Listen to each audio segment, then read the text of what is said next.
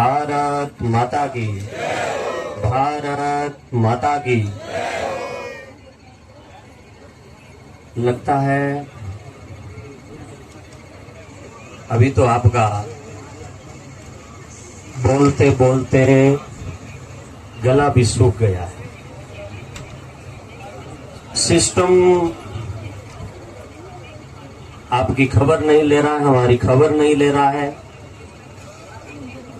नेता लोग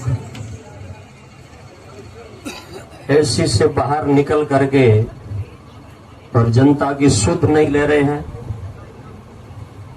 इतने दिन होने के बाद में मैं पहले दिन जहां पर कृष्णाराम जी के साथ में यहां उस दिन साथ में था मोर्चरी में, एसपी और डीएम ने अपने सिग्नेचर करके और ये लिख करके दिया था कि उन्होंने हमसे, हम जब अंदर बैठे थे तो 7 दिन मांगे थे। अरे मैं कह रहा हूं तो सुनो, 7 दिन मांगे थे और हमने कहा था कि 7 दिन ज्यादा है, तो नारायण जी और सब साथ में थे 5 दिन। 5 दिन में आप कर दीजिए, तो उन्होंने कहा हम 5 दिन में कर देंगे। और 5 दिन में पटाक्षेप करके आरोपी हमारी डिटेन में है, केवल कड़ियां जोड़नी है। शर्म की बात है कि इन ऐसी में बैठे हुए नेता और प्रशासन का कोई बड़ा अधिकारी उसकी बेटी के सामने कोई अगर आंख उठा करके देख ले तो शाम का सूर्य अस्त होने से पहले वो आरोपी सलाखों के पीछे होता है। और आज तक हमारी बेटी भंवरी को न्याय नहीं मिला। आज तक इस बेटी को, भंवरी को न्याय नहीं मिला। और कितनी माताएं, कितनी बहनें यहां सड़कों पर आकर के बैठी है। आज मैं सबसे पहले तो इस हृदय की गहराइयों से कृष्णाराम जी का धन्यवाद करना चाहता हूं कि इन्होंने इतना बढ़िया अपना वादा निभा करके जनता के बीच में आकर के बैठे। इसलिए एक बार कृष्णाराम जी का जोरदार स्वागत और अभिनंदन करते हैं। माताएं बहनें भी आई है और अब ताली बजा बजा करके क्या करोगे? एक ही शब्द बोलना है। अब जब आपके दिल को बात छुए तो सिर्फ एक शब्द बोलना है, शर्म करो, शर्म करो। अब तो ये आवाज निकलनी चाहिए। जिन नेताओं ने हमारे साथ में विश्वासघात किया है, जिन प्रशासन ने, आज की ये जो पूरी जनता आपको दिखाई दे रही है, ये जनता केवल और केवल यहां आकर के इसलिए बैठी है कि विश्वासघात हुआ है। भंवरी के साथ में हुआ है, भंवरी के साथ में अन्याय हुआ है। और उस अन्याय के बाद में जिस जिले के सबसे बड़े एसपी और डीएम और एसपी के साथ में वार्ता हुई और उन्होंने जब ये लिख करके दिया कि 5 दिनों में हम न्याय देंगे, तो वो न्याय हमें नहीं दिया, तो हमारे साथ में विश्वासघात हुआ है। इसलिए अब ताली बजाने का समय नहीं, अब तो एक ही शब्द निकलना चाहिए कि ऐसे नेता को शर्म करो, शर्म करो। और हमारी माताएं बहनें बैठी है, ये आज याद रखना, समय करवट बदलेगा, जमाने बदलेंगे और हमारे आगे आने वाले भविष्य में जब इतिहास के पन्ने उठा करके देखे जाएंगे, हमें कितना न्याय मिला, क्या नहीं मिला। लेकिन ये जो कृष्णाराम जी के साथ में भूख आंदोलन कर रहे हैं, भूखे अनशन, जो भूख का हड़ताल कर रहे हैं, भूख लेकर के बैठे हैं, इन भूखे पेट की गवाही होगी, इन प्यासी आंखों की गवाही होगी और इन थके हुए चेहरों की और हड्डियों की गवाही होगी कि लोहावट के इतिहास में भी कोई न्याय के लिए लड़े थे और भूखे मरे थे भंवरी को न्याय देने के लिए।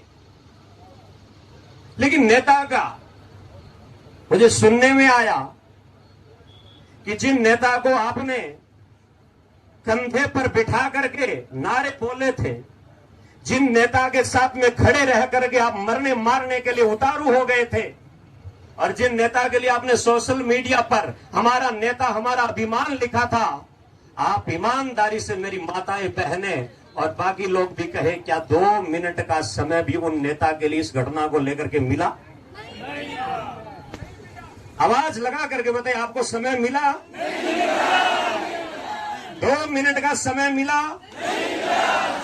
चलो मान लीजिए कि आप जो आरोप लगा रहे हैं, आक्षेप लगा रहे हैं कि यह राजनीति हो रही है, आपका आक्षेप है कि यह राजनीति हो रही है, आपका नहीं, किसी नेताओं का होगा कि यहां पर राजनीति हो रही है। मैं उनसे कहना चाहूंगा कि हो सकता है कि किसी आदमी के मन में राजनीति का सपना होगा, कोई राजनीति के लिए लड़ रहा होगा, लेकिन कम से कम एक बार बोलने से पहले सोच लेते कि उस भौरी की ये 10 साल की बेटी क्या ये राजनीति हो रही है? ये मेरी माताएं बहनें भूखी बैठी है, प्यासी बैठी है, सड़कों पर बैठी है, क्या ये राजनीति हो रही है? ये बुजुर्ग राजनीति हो रही है?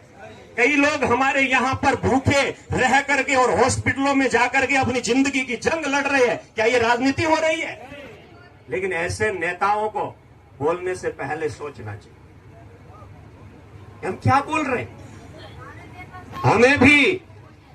हमें भी सोचना पड़ेगा, समझना पड़ेगा। और मैं आप लोगों से कहूंगा कि हमारी जो ये माताएं बहनें बैठी है, हल्के में मत लेना, बहुत दर्द की बात है, बहुत पीड़ा की बात है। छोटी बेटी की आंखों में आंसू है, माताओं बहनों की आंखों में आंसू है। और एक बात कहूं, ये जितनी मेरी बहनें बैठी है, जितनी माताएं बैठी है, लोहावट की सड़कों पर बैठने का इनको कोई शौक नहीं है। यहां लोहावट की सड़कों पर जितनी ये माताएं बैठी है, इनके घर में भी एसिया है, लेकिन ये सड़कों पर क्यों बैठी है? मैं कई मेरी बहनों को देख रहा हूं, कई मेरी बेटियों को देख रहा हूं, कई माताओं को देख रहा हूं, आंखों में आंसू, पीड़ा है, दर्द है। और जिन बेटियों के हाथों में किताब होनी चाहिए, जिन बेटियों के मुंह पर, जिन बेटियों के कंधों पर कॉलेज का बैग होना चाहिए, जिन हाथों में किताबें होनी चाहिए, पीठ पर कॉलेज का बैग होना चाहिए, वो बेटियां भी यहां बैठ करके और एक ही गुहार लगा रही हैं कि हमें न्याय चाहिए। और मेरे साधु संत, आदरणीय समाज के साधु संत बैठे हैं, और जिन साधु संतों के हाथ में माला होनी चाहिए, और जिन साधु संतों के मुंह पर राम राम और विष्णु विष्णु का नाम होना चाहिए, उन साधुओं के मुंह से भी क्या आवाज निकल रही है? जिन साधुओं के मुंह में राम और विष्णु का, कृष्ण का नाम होना चाहिए, जोर से बताइए, उन साधुओं के मुंह से क्या निकल रहा है? उन साधुओं के मुंह से क्या निकल रहा है? जिन बेटियों के हाथ में तख्ती है, वो तख्ती क्या आवाज लगा रही है? जिन बेटियों के हाथ में किताबें होनी चाहिए, उन बेटियों के हाथ आज क्या मांग रहे हैं?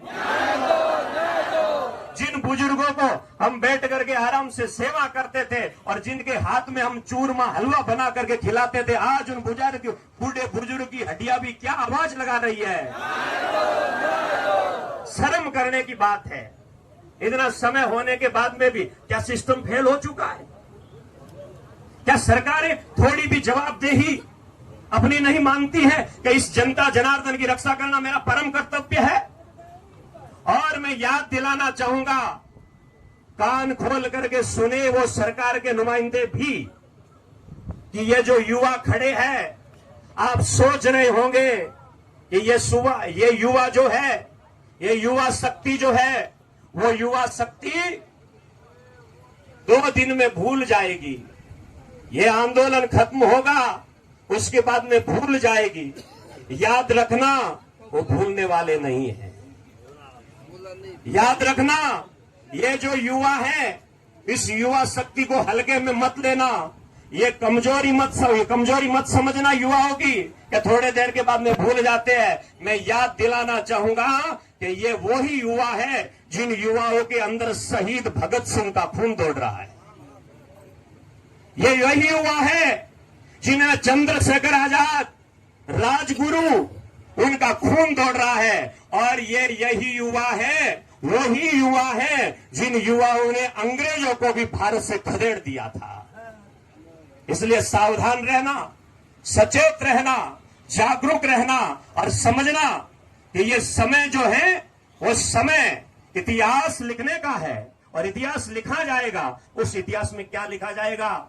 आज इतने लोग, हजारों लोग सड़क पर है। मैं आप लोगों से निवेदन करूंगा, मेरे समाज के बंधुओं से निवेदन करूंगा, 36 कौम के साथियों से निवेदन करूंगा, बहन बेटियों से निवेदन करूंगा कि आप यहां धरने में आकर के और अपना फिजिकली अगर समर्थन दे सकते हैं तो दीजिए।